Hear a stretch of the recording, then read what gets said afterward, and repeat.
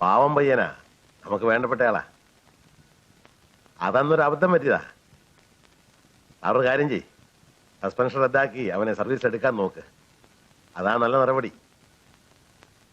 എടുത്തരും സാറേ. ആ, വെള്ളമടിച്ച് ആഫീസറെ തെറി വിളിച്ച നിന്നെയൊക്കെ പിന്നെ പഴയ ഒരു പ്രവർത്തകന്റെ മകനാണല്ലോ എന്ന് വിചാരിച്ചാ അല്ലേ? വെള്ളമടിച്ച് ഇനി ആഫീസിൽ നിന്ന് വെള്ളം ഉണ്ടാക്ക്. ഇനി അങ്ങനെ ചെയ്യില്ല സർ. റാസ്കൽ, അന്തസ്സില്ലായ്മ കാണിക്കുന്നു വേണോ ആ അന്തസ്സൊക്കെ? ബാബാ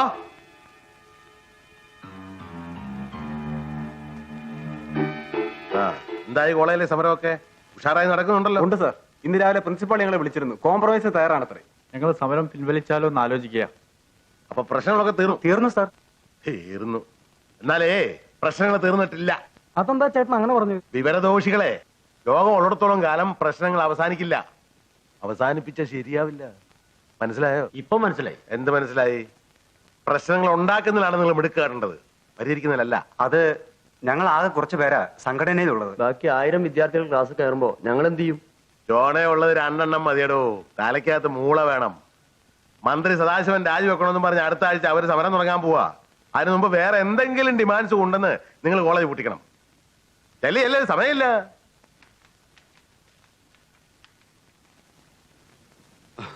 കുറച്ചു വൈകി. കല്യാണമൊക്കെ കേമായോ കുറുപ്പേ? കേമായോന്നോ?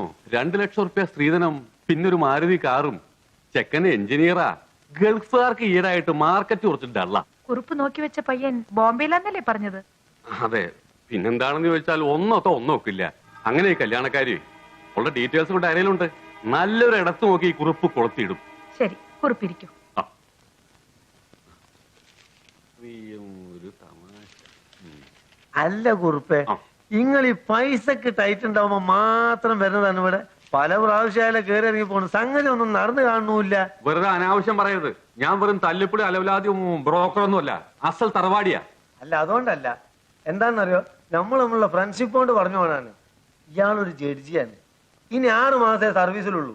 അതിനു മുമ്പ് നടക്കും. അതിനു മുമ്പ് നടക്കരുത്. അതുകൊണ്ടാണ് ഞാൻ എന്ത് പറയണ്ടത്. എന്താ കല്യാണം? അല്ല, തൂക്കിക്കൊല്ലല്.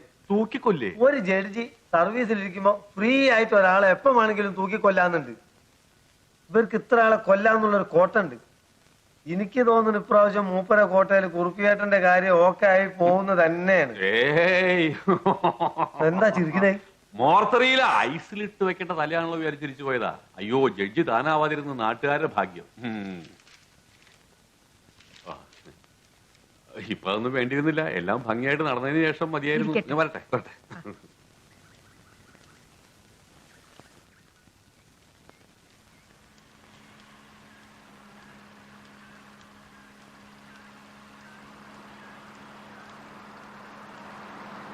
ഡ്രൈവർ നിർത്തൂ. നമസ്കാരം സാർ. നമസ്കാരം. സാറൊരു ബുക്കിന്റെ കാര്യം പറഞ്ഞിരുന്നില്ലേ? War mission and politics. ഓ, താങ്ക് യു. ശബരി, തിരക്കില്ലെങ്കിൽ ഇങ്ങോട്ട് കയറൂ. ഞാനിന്ന് ഫ്രീയാ. നമുക്ക് എന്തെങ്കിലുമൊക്കെ സംസാരിച്ചുകൊണ്ടിരിക്കാം. അകത്തേക്ക് വരാവില്ലല്ലേ? എനിക്കറിയാം ശബരിയെ. കുറെ അവാർഡുകളൊക്കെ സംഘടിപ്പിച്ചിട്ടുണ്ടെന്ന് കേട്ടു. ഏതാ വിഭാഗം? നാടകമോ ഡിറ്റക്റ്റീവോ? ഇഷ്ടമുള്ള ഉപാധിപ്പെടുത്താം. അല്ല, കൊള്ളാവുന്ന പണിയൊക്കെ ഉപേക്ഷിച്ച് ഈ പണി തുടങ്ങിയോണ്ട് കാര്യമായിട്ട് വല്ലതും തടയുവോ?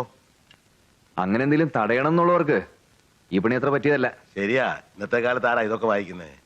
സത്യം പറയാല്ല, ഞാനിതൊന്നും വായിക്കാറില്ല. സ്വന്തമായൊരു വ്യക്തിത്വം നിലനിർത്തണമെന്ന് ആഗ്രഹമുള്ളവർ എന്തിനാ വേറൊരാൾ എഴുതി വായിക്കുന്നത്? എന്റെ വിജയരഹസ്യം അതാ. ഒരു കാര്യം പറയാൻ വേണ്ടി വന്നതാ. അത് ഇവിടെ വെച്ച് തന്നെ പറയണോ അതോ? അല്ല, ഇവിടെ വെച്ച് തന്നെ അങ്ങ് പറഞ്ഞേക്കാം. ശബരി, ഒരു സഹായം ചെയ്യണം. ഞങ്ങൾ രാഷ്ട്രീയക്കാരുടെ ഭാഷയെ പറഞ്ഞ ഒരു അഡ്ജസ്റ്റ്മെന്റ്. അഡ്ജസ്റ്റ്മെന്റോ? സംഗതി നിസാരവാ. ശബരി ജഡ്ജി രാജശേഖരൻ നായരുമായിട്ട് ക്ലോസ് ആണല്ലോ. അങ്ങേരെ ഒന്ന് പിടിക്കണം. ശബരിക്ക് ദോഷം വരില്ല, ജഡ്ജിക്കും ഗുണമേ വരൂ. വെറുതെ വേണ്ട, പണം തരാം. പിന്നെ സാഹിത്യത്തിന്റെ ചില കൊടച്ചക്രങ്ങളൊക്കെ ഉണ്ടല്ലോ, അക്കാഡമിയോ അവാർഡോ, അങ്ങനെ വേണേ അങ്ങനെയാകാം. അപ്പൊ പണം കൊണ്ട് സ്വാധീനം കൊണ്ട് എന്ത് സാധിക്കാന്നുള്ള ധാരണയുണ്ടല്ലേ? അതിന് പറ്റുന്ന വേറെ ആൾക്കാരുണ്ട് എന്ന് അന്വേഷിക്കും. കാര്യമായിട്ട് പറഞ്ഞാണോ? അതെ. നല്ലപോലെ ആലോചിച്ച് പറയുന്നതായിരിക്കും ബുദ്ധി. നല്ലപോലെ ആലോചിച്ചിട്ട് തന്നെയാ പറയുന്നത്. എനിക്ക് വേറെ പണിയുണ്ട് മിസ്റ്റർ.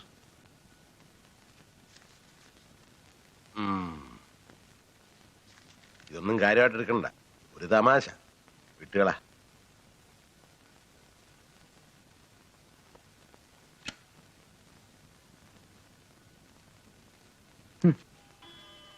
നമസ്കാരം സാർ. നമസ്കാരം. മനസ്സിലായോ ആവോ? മനസ്സിലായിരിക്കും. മോടെ നൃത്ത പരിപാടിക്ക് ഞാനും ഉണ്ടായിരുന്നു. സമയം കിട്ടിയിട്ടല്ല.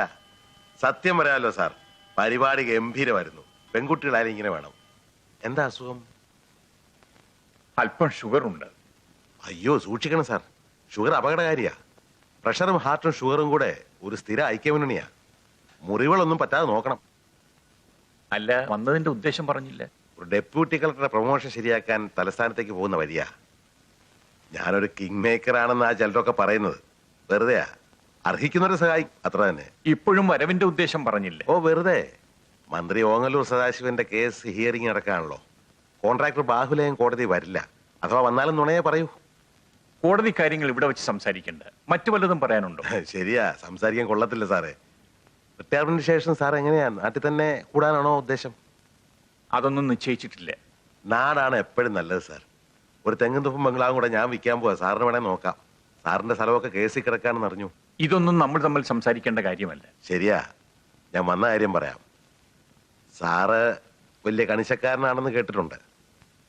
ഇങ്ങോട്ട് അര സഹായം ചെയ്താ അങ്ങോട്ട് 1001 സഹായം ചെയ്യുന്നവരാ ഞങ്ങള്. ഈ നീതി നിയമമൊക്കെ നമുക്ക് എങ്ങനെ വേണമെങ്കിലും വ്യാഖ്യാനിക്കാം സാറേ. ഇന്നത്തെ അന്യായം നാളത്തെ ന്യായമായും വരാം. ഞാൻ അല്പം തിരക്കിലാണ്. വിശേഷിച്ചൊന്നും പറയാനില്ലെങ്കിൽ മിസ്റ്റർ വെട്ടുകുഴിക്ക് പോകാം. സാറ് നീതിമാനായോണ്ട് ചോദിച്ചു പോവുകയാണ്. ഫ്രണ്ട്ഷിപ്പിന്റെ പേരിൽ 10 ജന്മം എടുത്ത് 10 തവണ ജഡ്ജി ആയാലും ഇന്നത്തെ കാലത്തൊരു ഉദ്യോഗസ്ഥന് വലിയ സമ്പാദ്യമൊന്നും ഉണ്ടാകുകയില്ല. സത്യവും നീതിയും ഒക്കെ ഇപ്പൊ ഉണ്ടോ സാറേ? എവിടെ? ഒരു കാറ്റങ്ങ് പോയ മനുഷ്യന്റെ നെഞ്ചും കൂടിന് എന്താ വില? സ്വന്തം ഭാര്യയ്ക്കും മക്കൾക്കും പോലും അതൊരു ഭാരമായിരിക്കും. ചക്രം ഉണ്ടല്ലോ, ചക്രം. അവൻ സ്വയംപൻ. പരലോകത്ത് നിന്ന് യമന് കൈക്കൂലി കൊടുത്താൽ ഇങ്ങോട്ട് ഭൂമിയിലോട്ട് തന്നെ രാജാവായിട്ട് മടങ്ങിപ്പോരാ. അതാ കാലം. ഹേ മിസ്റ്റർ, ഇത്രയും അഹങ്കാരം ഇവിടെ വെച്ച് സംസാരിക്കാൻ നിങ്ങൾക്ക് സ്വാതന്ത്ര്യം തന്നിട്ടില്ല. Please leave me alone. ഞാനെന്തോ പറഞ്ഞു, സാറിനത് ഇഷ്ടപ്പെട്ടില്ല. സത്യത്തിൽ അവമര്യാദയാണെന്നും പറഞ്ഞില്ല. ഇനിയിപ്പൊ സാർ എന്നെ പിടിച്ചു പുറത്താക്കിയാലും ഞാനതങ്ങ് സഹിക്കും. എല്ലാറ്റിനും ഒരു അനന്തരഫലമുണ്ടല്ലോ.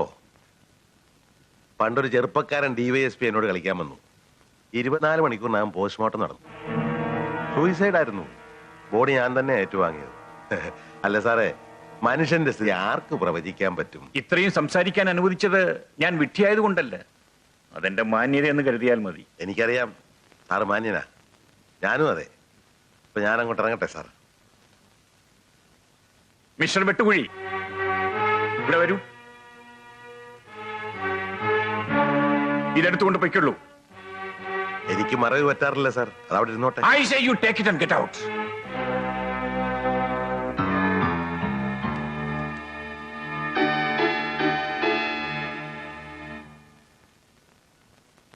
നല്ലോണം മണ്ണളക്ക്. എന്താരപ്പായി, സാറിന്റെ കാര്യങ്ങളൊക്കെ ശരിക്കും നോക്കുന്നുണ്ടോ? നല്ലോണം നോക്കുന്നുണ്ട്. ജഡ്ജി സാറിന് നല്ല പരിചയല്ലേ? പിന്നെ ഞാനും പുള്ളി വലിയ ഫ്രണ്ട്സാ. ഒരുമിച്ച് പഠിച്ചവരാ. എന്താ പറയട്ടെ? സ്വാമി ശരണം. ഈ വെട്ടുകുഴിയും വലിയ പഠിപ്പുകാരനല്ലേ? കണ്ടാ തോന്നില്ല കേട്ടാ.